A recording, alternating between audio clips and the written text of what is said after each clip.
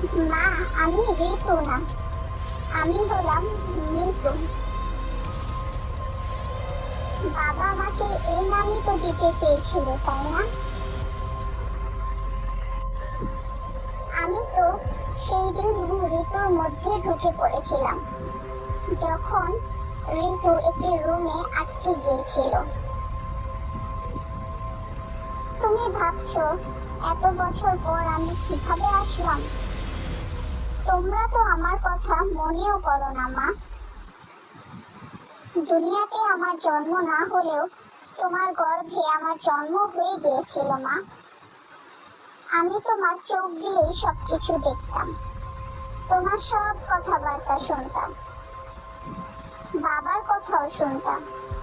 কিন্তু তোমার কথা এসব সব সময় আমাকে শুধু মেরে ফেলার কথা ছিল কেন